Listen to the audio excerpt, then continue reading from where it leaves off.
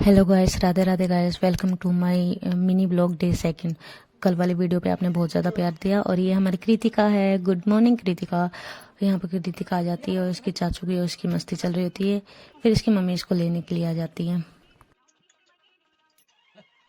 मेरा कृतिका के बिना मन नहीं लगता तो मैं उसको वापस लेने के लिए जाती हूँ। हेलो कृतिका। हेलो था लिखना।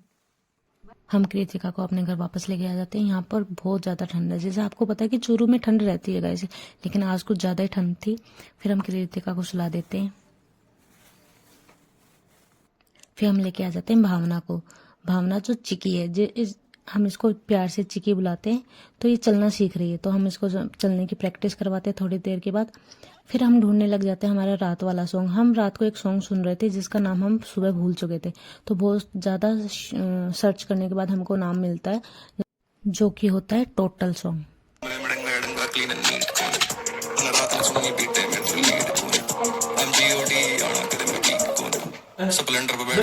सॉन्ग को कंटिन्यू रखते हुए हम करते हैं हमारे हाउस होल्ड वर्क्स, जो कि डेली रूटीन के हमारे झाड़ू पोछा वही काम होते हैं। तो काम करते करते हम सॉन्ग सुनते सुनते वाइफ के साथ चले जाते हैं अपनी जेठानी को देखने के लिए। बीच में वो क्या कर रही होती हैं, तो वो कुछ तो, मुझको लगता है कुछ तो वो बातें कर रही थी, क्योंकि मैंने उनकी छुपके से, उनको पता नहीं था कि मैं उनकी वीडियो बना रही हूँ। मैंने उनकी वीडियो बनाई। वो कुछ तो पता नहीं किस टेंशन में थी, फ्यूचर की टेंशन में थी, प्रेजेंट की में या पास्ट की में। वो कुछ तो बातें कर रही थी, उनकी सीक्रेट बातें चल रही थी। फिर मैंने उनकी थोड़ी सी वीडियो बनाई, हंसी मजाक की। फिर हम फिर से आ गए हमारे सॉन्ग वाले पार्ट पे। फिर हम सॉन्ग सुनते रहे। सॉन्ग सुनते सुनते काम करना मेरे लिए बहुत आसान हो जाता है। और मेरी जो प्लेलिस्ट है, मेरी जो सॉन्ग्स की पसंद है वो सबसे अलग है। तो मैं रैप सॉन्ग सुनती हूँ, और ये हनी सिंह, योयो पाजी के सॉन्ग सुनती हूँ, मैं हुड्डा के सॉन्ग सुनती हूँ, और ढंडा नौली वाले के सॉन्ग सुनती हूँ। तो ये किसी को समझ में नहीं आते। मेरी जेठानी को भी इतने समझ में नहीं आती, लेकिन वो मेरे साथ वाइब करती रहती है उन गानों के बीच में, तो सपोर्ट करती है वो। मेरी प्लेलिस्ट सबसे अलग होती है, और इधर पे भी और मेरे उस वाले घर में भी जो मेरे जैसे गाने होते हैं वो बस मेरा भाई सुनता है, जो मेरा सगा भाई है वही सुनता है। इन्हीं के बीच में आ जाती मम्मी जी। फिर मम्मी जी गाने को समझने की कोशिश करती है। फिर उनको समझ में आता कि उनको कुछ भी समझ में नहीं आ रहा। मैं मम्मी जी के पास जाती हूँ, मैं पूछती हूँ, मम्मी जी आपको गाना समझ में आ रहा है कि क्या बोल रहा है? तो मम्मी जी कहता है मुझको तो कुछ समझ में नहीं आ रहा। तो ये सब करके हम आ जाते हैं चिक्की के पास। चिक्की हंसी मजाक यही चल रहा होता है, हम तीनों बातें कर रहे होते हैं अपनी, कुछ ऐसे ही मौज मस्ती कर रहे होते हैं, और चिक्की अपनी अलग ही जोन में रहती है।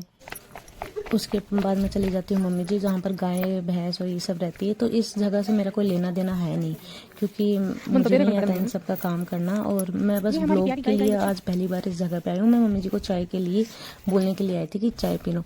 तो आज वैसे भी काफ़ी ठंड थी, तो मैं मम्मी जी को चाय के लिए बोलने के लिए आई थी। तो मैंने मम्मी जी को चाय के लिए बोला। फिर मैं आके मेरी जेठानी के पास बैठ गई। हम काफ़ी सारी ऐसी बातें कर रहे थे।